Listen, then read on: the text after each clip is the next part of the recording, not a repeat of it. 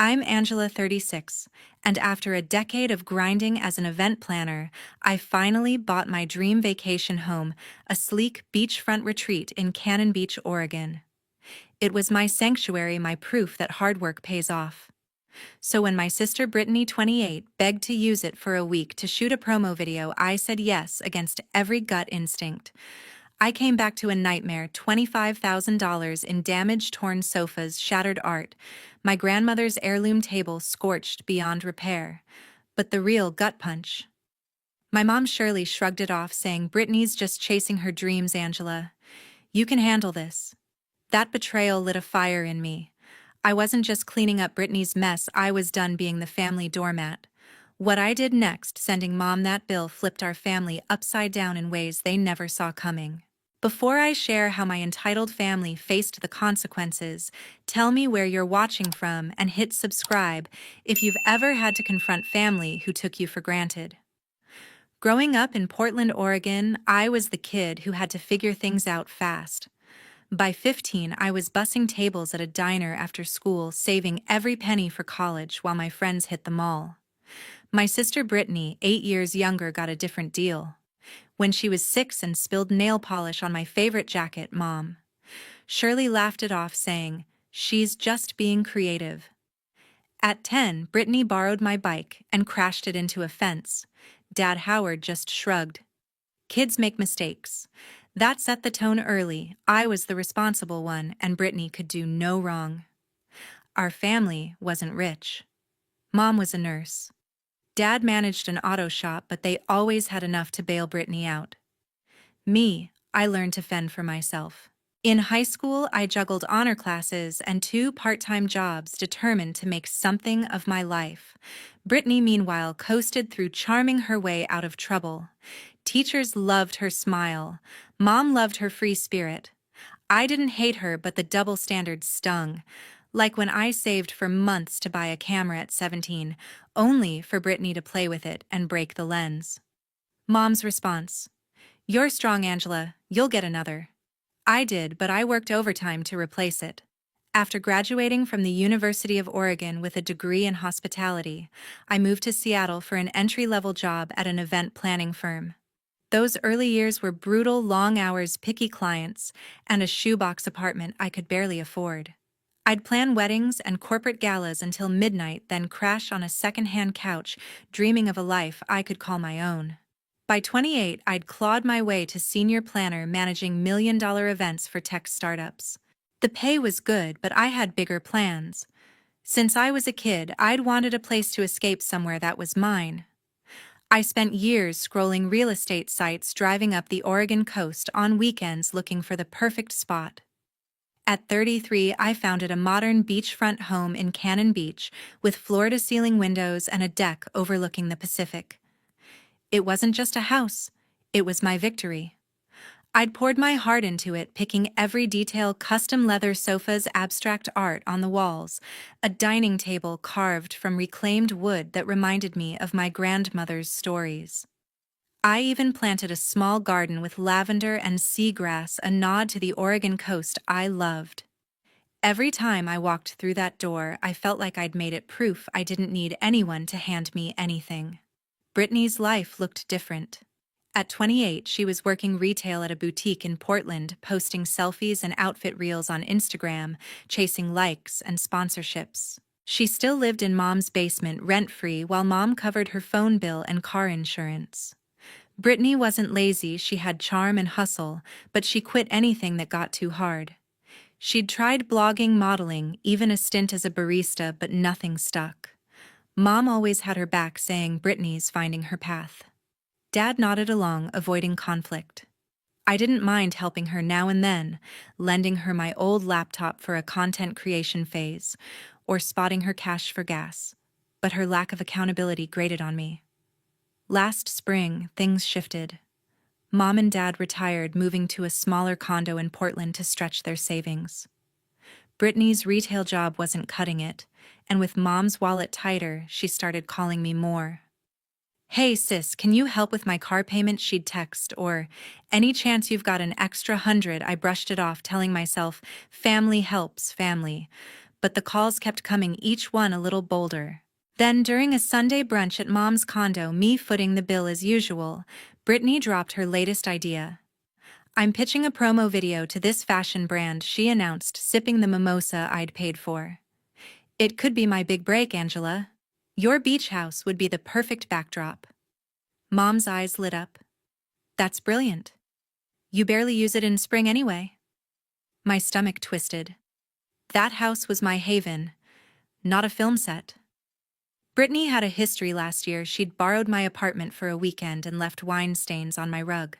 But Mom's voice had that familiar edge, the one that made me feel like the bad guy for saying no. "I don't know," I said, stirring my coffee. "It's not set up for shoots.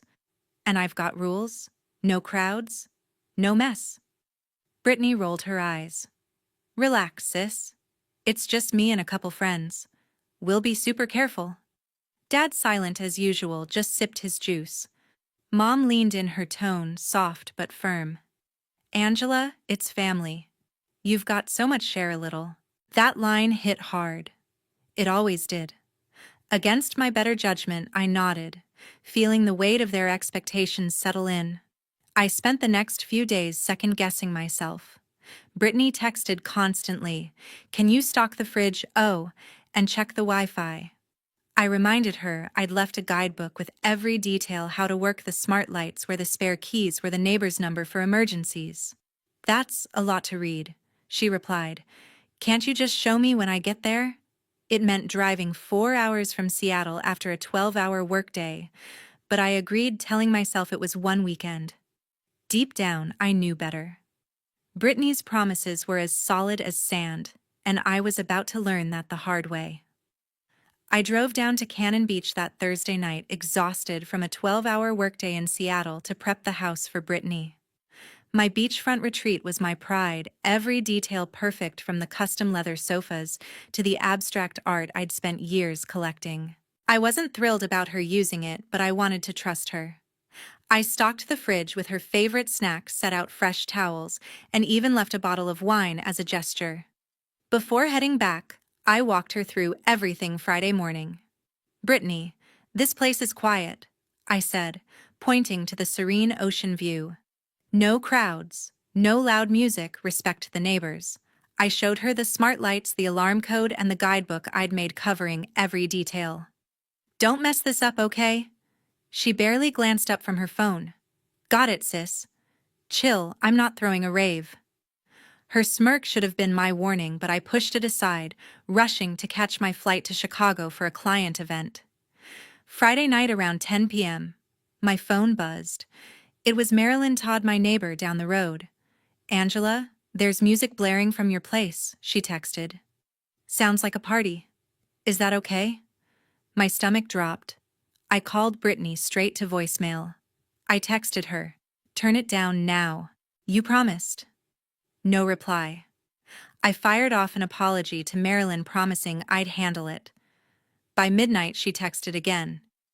"It's quieter now, but there's a lot of cars parked out front. I couldn't focus on my event prep in Chicago." Brittany had lied again. I kept checking my phone, hoping for an explanation, but nothing came. Saturday morning, it got worse. I was grabbing coffee before a meeting when I opened Instagram. Brittany's story popped up, a video of my house packed with strangers. Lights flashed, music pounded, and people I'd never seen danced on my deck, spilling drinks on my custom dining table. One clip showed Brittany posing on my leather sofa, now slashed with a tear, while her friends tossed confetti that littered my hardwood floors. Another showed someone spray painting a banner for her promo video on my garden fence, trampling the lavender I'd planted. My grandmother's hand-carved side table, my only keepsake from her, was in the background, scorched from a candle they'd left burning. I was gutted. This wasn't a shoot. It was a free-for-all. I called Brittany again, voicemail. I messaged her on Instagram. "What the hell, Brittany, you're destroying my house." No response. My hands shook as I scrolled through more tagged posts. Strangers were using my kitchen as a bar, mixing cocktails on my marble counter. Someone had dragged my abstract art off the wall, leaving it cracked on the floor. A photo showed my garden. My pride churned into mud from people trampling through. I couldn't breathe. I called Lauren Myers, my best friend and a media manager in Seattle. "Lauren, she's ruined everything I said," my voice breaking. "Look at these videos." Lauren was furious. "Get back there, Angela. This is insane. She's got no respect." Then my phone rang. It was Karen Walsh, the manager at the furniture store, where I'd bought my custom pieces. "Ms. Harper, we saw your house tagged online," she said. "Your sofa dining table and some art. They're damaged beyond repair. We estimate $25,000 to replace." I nearly dropped my phone. $25,000. I authorized a hold on my credit card to cover initial costs, my head spinning. Brittany hadn't just broken a promise, she'd turned my sanctuary into a wrecking zone. I called her one last time, still no answer. I was done waiting. I couldn't focus on my Chicago event. My client noticed my distraction during our walkthrough, asking if I was okay. I lied, saying it was a family issue, but inside I was unraveling. I rebooked my flight to Portland for Sunday morning, paying a fortune for the last-minute change. The plane ride was torture. I kept replaying those Instagram clips, imagining worse with every passing minute. By the time I landed at PDX and rented a car, my knuckles were white from gripping the steering wheel. The 4-hour drive to Cannon Beach felt endless, each mile fueling my dread. When I turned onto the gravel road to my house, the first signs of chaos hit me. Tire tracks scarred my lawn, crushing the seagrass I'd nurtured. Empty cans and plastic cups littered the driveway like some college rager had spilled out. My heart pounded as I parked and stepped onto the deck. The ocean view that usually calmed me now mocked the disaster. The glass door was smudged with handprints and my outdoor chairs were toppled, one leg bent. With shaking hands, I unlocked the front door, bracing for the worst. The stench hit first booze smoke and something sour I couldn't place. My living room was a war zone. The leather sofa I'd saved years for was slashed and stained, stuffing spilling out. My hardwood floors were scratched, littered with confetti and spilled drinks. The abstract art I'd hung with care lay cracked against a wall frame, splintered. My kitchen was worse. Marble counters, sticky with liquor cabinet doors, scuffed. My blender shattered on the floor. The dining table, my grandmother's heirloom, had burn marks from that candle, its polished surface ruined. Upstairs, my guest rooms were trashed beds, unmade clothes I didn't recognize strewn about, and a broken lamp in the corner. The master bedroom, my private retreat, felt violated. Someone had spilled paint on my duvet, and my jewelry box was open, a necklace missing. I sank onto the stairs, fighting tears. This wasn't just damage, it was a betrayal. I pulled out my phone and started snapping photos, room by room, documenting every scar. I called Brittany again, voicemail as expected. Marilyn Todd stopped by, her face grim. "Angela, we called the sheriff Friday night," she said. "Brittany claimed she had your permission. They left around 2 a.m., but it started up again Saturday." I apologized, mortified. Marilyn hugged me. "This isn't your fault," but it felt like it was. I'd let her in. By afternoon, I called my insurance agent, hoping for some relief. "Intentional damage by a guest isn't covered," he said. "You'll need to pursue Brittany directly." I hung up numb. $25,000. I texted Lauren again, sending photos. "She's going to pay for this," I said. Lauren replied instantly, "You need a plan, Angela. Don't let her skate." As the sun set over the Pacific, I sat on my ruined deck staring at the ocean. Brittany had crossed a line, and I wasn't cleaning up her mess alone, not this time. Sitting on my trash deck in Cannon Beach that Sunday evening, I was still reeling from the wreckage Brittany had left behind. $25,000 in damages. My sofa slashed my grandmother's table, burned my sanctuary, violated. I needed answers. I called Mom first, my voice tight as I gripped my phone. "Mom, Brittany destroyed my house," I said. "The furniture's ruined, the art's broken, it's a disaster." I expected shock, maybe an apology. Instead, Shirley's tone was light, almost defensive. "Oh, Angela, I'm sure it's not that bad." Brittany said she was just filming a creative content for her brand. Things get messy when she's inspired. I froze. Creative, inspired mom. There were dozens of strangers here. I said, my voice rising. They wrecked everything. Shirley paused, then sighed. "Well, she's trying to build something. You've always been so good at fixing things, can't you just handle it?" That dismissal cut deep, like every time she'd excused Brittany's messes growing up. I called Dad next, hoping for backup, but Howard was his usual quiet self. "Sounds like you and your mom should work it out," he said, dodging the issue. I'm sure Brittany didn't mean it. I hung up, my frustration boiling. Neither of them got it or cared. By Monday, I was back in Seattle trying to focus on a client event, but those Instagram videos of Brittany's shoot played on a loop in my head. I texted her directly, "Brittany, you owe me an explanation. Call me." Hours later, she replied with a voice note, her tone breezy. "Sis, chill. It was just a few friends helping with the video. Things got a little wild, okay? I'll clean it up." A few friends. No apology. No accountability. Just excuses. I was livid.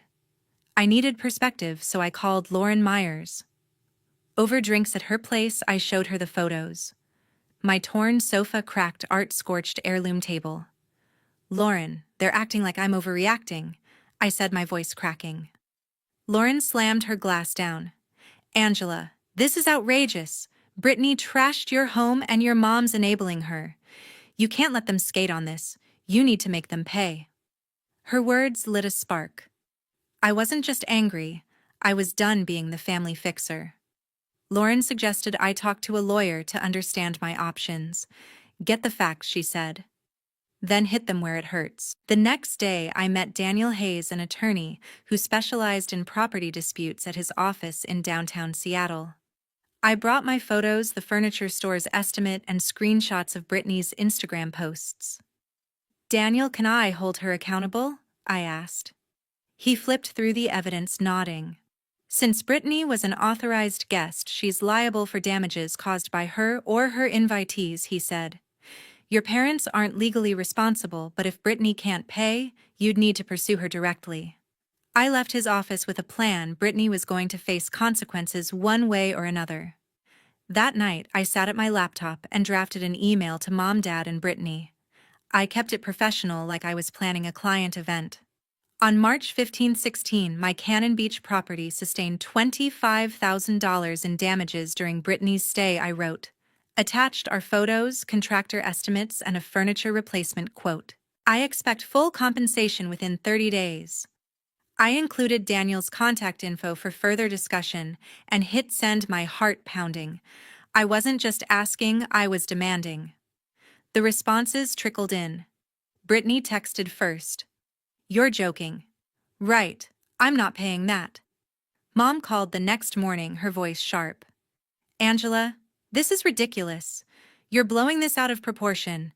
It was just a video shoot. You've got the money to fix it." I clenched my jaw. "Mom, it's not about the money," I said. "It's about responsibility." "Brittany wrecked my home." Shirley scoffed. "She's struggling to make her mark. Why can't you support her?" Dad didn't reply at all. Their refusal to see the truth pushed me further into resolve. By Friday, I was back in Portland for our monthly family dinner at Mom and Dad's condo, a tradition Shirley insisted on. I wasn't looking forward to it, but I knew it was my chance to confront them face to face. I arrived at 6 p.m. Carrying a salad I'd made, my composure practiced. Mom greeted me with a quick hug, already chattering about her book club. Dad was in his recliner watching a basketball game, barely nodding hello. Brittany showed up 20 minutes late, tossing her purse on the couch. "Traffic was nuts," she said, grabbing a seltzer from the fridge without asking. Her nonchalance made my blood boil, but I held it together. We sat down to Mom's lasagna, the table set with her good plates, a sign she sensed tension. Small talk dragged through the salad course, Brittany dominating with stories about her latest Instagram collab. I waited for a lull, then set my fork down.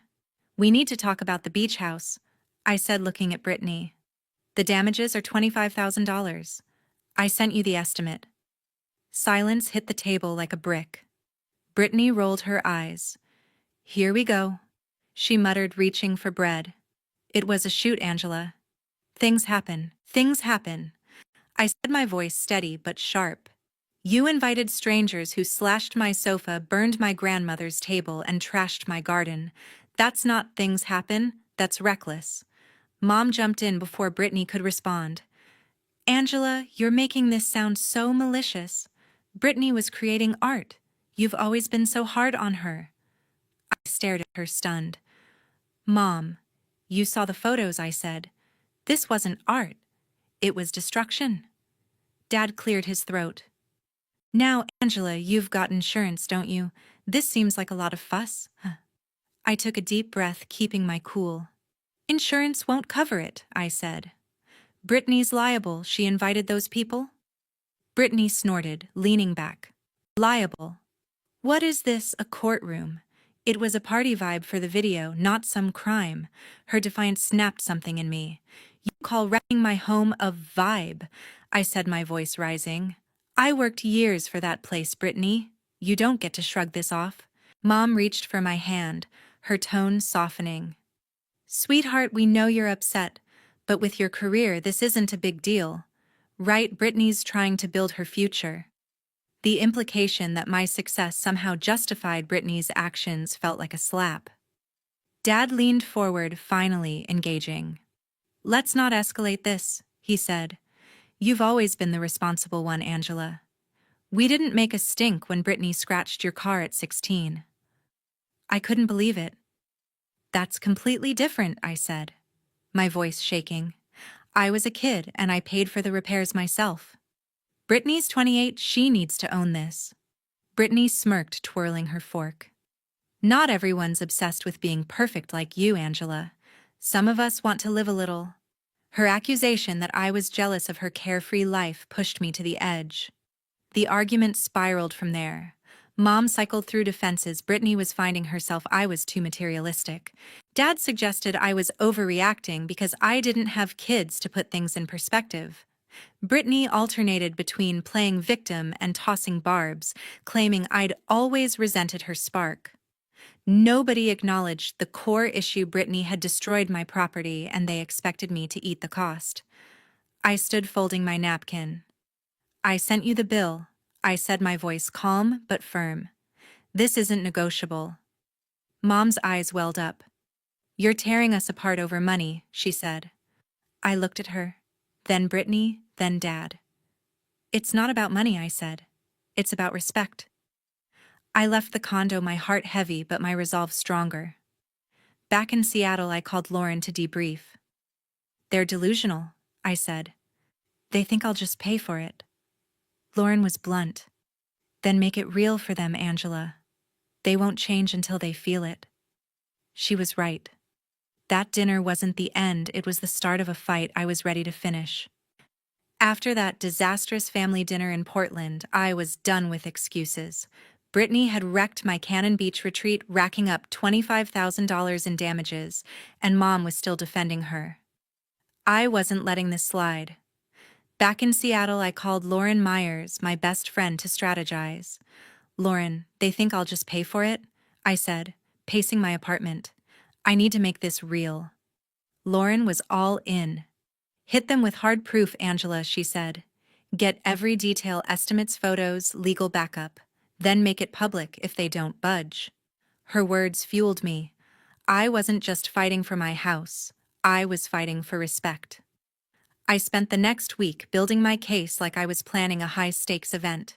I compiled a report. Every damaged item listed: the slashed leather sofa, the cracked abstract art, my grandmother's scorched heirloom table, the trampled garden.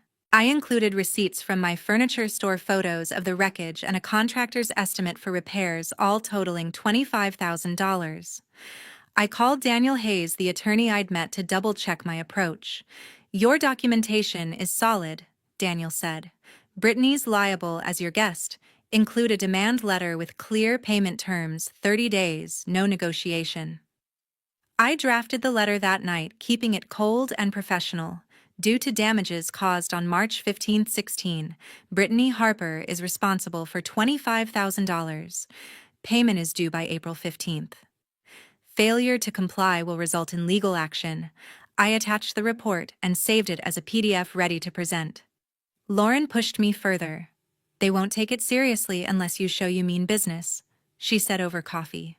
Set up a meeting at your mom's place, lay it all out. I nodded, feeling a mix of nerves and determination. I texted Mom, Dad, and Brittany requesting a meeting at their Portland condo the following Sunday at 3 p.m. We need to resolve the beach house issue, I wrote. Mom replied, "Let's not make this a big deal, Angela." Brittany didn't respond. Dad just said, "Fine." Their dismissal only hardened my resolve. I prepared like I was walking into a client pitch. I printed 3 copies of my report, bound them neatly, and rehearsed my points in front of a mirror. I chose a sharp blazer and slacks, projecting calm authority. Lauren coached me on staying firm. "Don't let them guilt trip you," she said. "You're not the bad guy here." Sunday morning, I drove to Portland, my stomach in knots but my mind clear. This wasn't just about money. It was about breaking a lifetime of being the family doormat. At 3 p.m., I arrived at Mom and Dad's condo, report in hand. Shirley opened the door, her smile tight. "Angela, you didn't need to make this so formal," she said, gesturing to my binder. Dad was on the couch flipping through a car magazine. Brittany slouched at the kitchen island, scrolling her phone. I ignored the tension and set my binder on the coffee table. "Thanks for meeting," I said, my voice steady. "This is about the $25,000 in damages Brittany caused at my beach house." I opened the binder, sliding copies to each of them. "Here's the evidence, photos, receipts, contractor estimates, and a legal opinion from Daniel Hayes, my attorney." Brittany scoffed, tossing her copy onto the table. "This is absurd, Angela," she said, crossing her arms. "It was a video shoot, not some demolition. You're acting like I burned the place down." I locked eyes with her. "You invited strangers who slashed my sofa, burned my grandmother's table, and trashed my garden." "Brittany," I said. "That's not a shoot, that's reckless." Mom jumped in, her voice pleading. "Angela, let's calm down. Brittany's trying to build her brand. Can't we work this out as a family?" I shook my head. "Mom, I've tried. She hasn't even apologized." Dad set his magazine down, frowning. "You're being too harsh, Angela. You've got a good job. Why make a fuss over this?" His words stung, but I was ready. "It's not about my job, Dad," I said. "It's about accountability. Brittany's actions have consequences." Brittany stood, her face red. "You're just jealous I'm chasing my dreams while you're stuck planning boring events," she shouted, storming toward the door. "I'm not paying a dime." She slammed it behind her, leaving a heavy silence. Mom's eyes welled up. "Angela, you're breaking our family over this," she said, her voice trembling. I swallowed hard, keeping my composure. "Mom, I'm asking for fairness," I said. "The bill is due in 30 days. I'm not backing down." Dad sighed, rubbing his temples. "This feels like a setup," he muttered. I pointed to the binder. "It's all there. Call the contractor, talk to Daniel. The facts don't lie." Mom flipped through the pages, her hands shaking. "This is too much," she whispered. "Brittany can't afford this." I nodded. "Then we'll figure out a plan, but someone's paying." The meeting ended with no resolution, just Mom's tears and Dad's grumbles. Back in Seattle, I was drained but unwavering. Lauren had another idea. "Go public," she said. "Post about it online, not to shame them, but to show you're serious." I hesitated. Family drama on social media felt risky, but Brittany's defiance left me no choice. I crafted a post on Instagram, keeping it factual. "My beach house was damaged during a video shoot costing $25,000. I've asked for accountability, but so far, nothing." Thoughts? I included a photo of my ruined sofa, blurred to avoid naming Brittany directly. The post blew up. Friends, colleagues, even strangers weighed in, most backing me. "That's unacceptable," one commented. "Make them pay," said another. The pressure worked. By Wednesday, Brittany texted, "You're embarrassing me, Angela. Take that post down." I replied, "Pay the bill and I will." She didn't respond. Thursday night, Mom called, her voice heavy. "Angela, I saw your post," she said. "This has gone too far." I braced myself for another defense, but she surprised me. "I've been too easy on Brittany," she admitted. "I'll cover the damages from my retirement savings." I was stunned. "Mom, you don't have to," I said. "Brittany should pay." She sighed. "She won't, and I can't let this destroy us." I was wrong to dismiss you. I didn't know what to say. Part of me felt relief, but another part ached. Mom was paying for Brittany's mistakes just like always. The next day, I got a bank notification, $25,000 transferred from Shirley's account. No note, no explanation, just the payment. I called Lauren, still processing. "She actually paid," I said.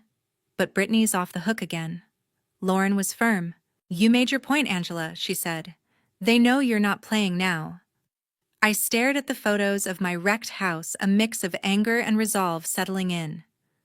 The money was a start, but this wasn't over. I needed more than a payout, I needed change. With Mom's payment of $25,000 in my account, the repairs on my Cannon Beach retreat began in early April. Contractors replaced the slashed leather sofa with a sturdier one in deep navy, refinished the scratched hardwood floors, and repainted the scuffed walls.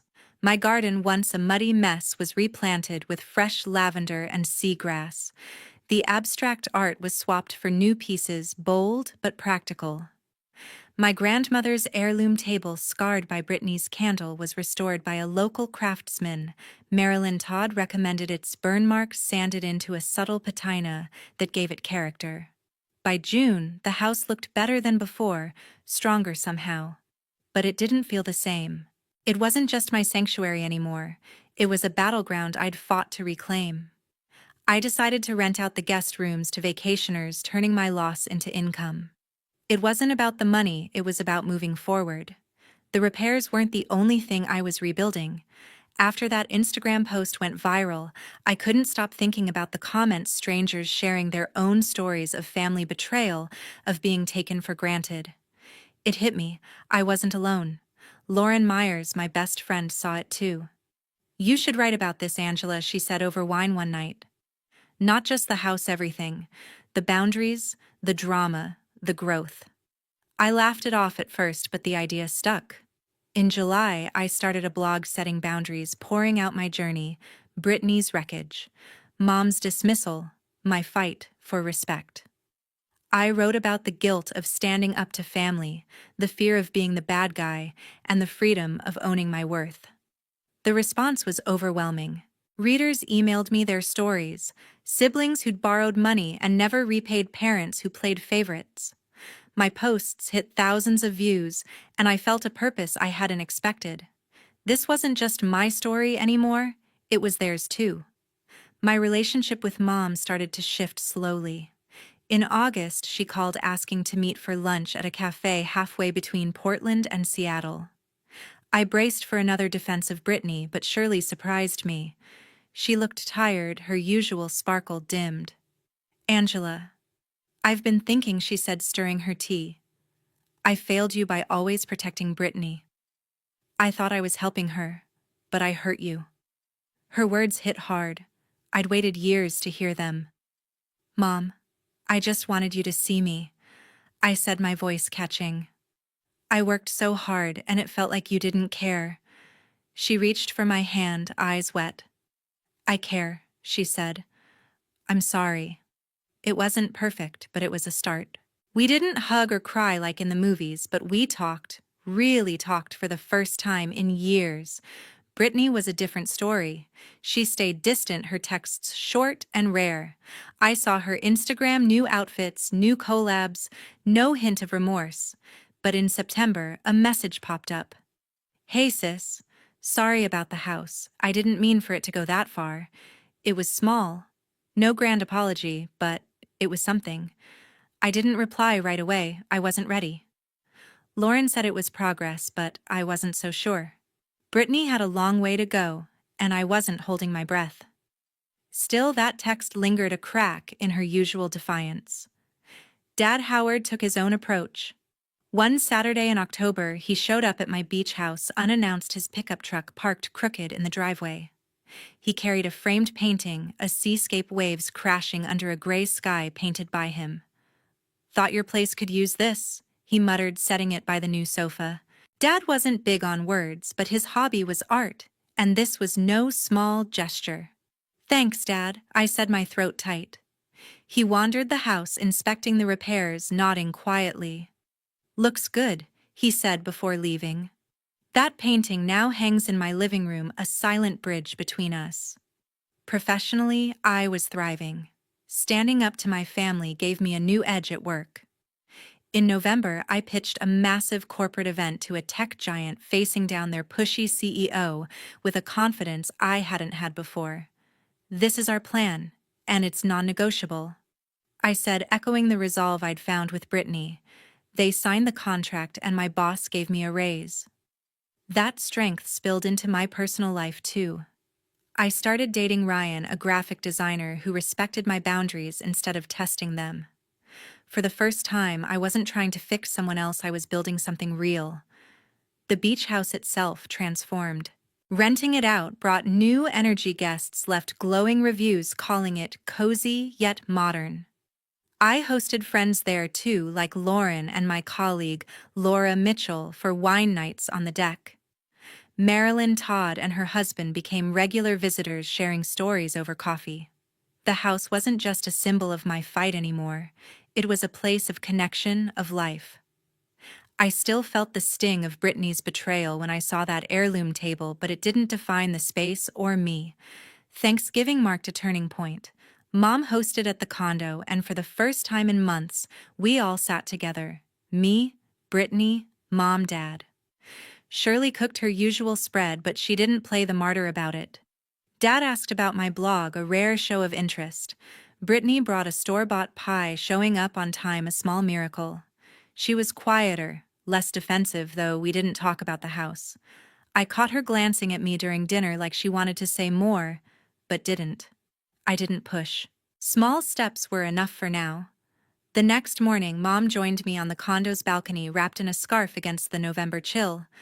"I read your blog," she said, her voice soft. "You're helping people, Angela." "I'm proud." I looked at her, surprised. "Thanks, Mom," I said. She smiled, a real one. "Your grandmother always said to stand up for yourself," she added. "I think she'd like what you're doing." That moment felt like closure, not perfect, but honest. Mom was learning, and so was I. Looking back, this whole mess with Brittany and the beach house wasn't just about $25,000. It was about learning my worth, about drawing lines I'd never dared to before. Boundaries aren't walls. They're foundations for relationships that matter. I still slip sometimes, feeling guilty for saying no, but each time I walk into my beach house, I'm reminded of the strength I found. It's not just repaired, it's mine on my terms. I wonder about your journey. Have you ever had to set boundaries with family who crossed the line? What pushed you to stand firm?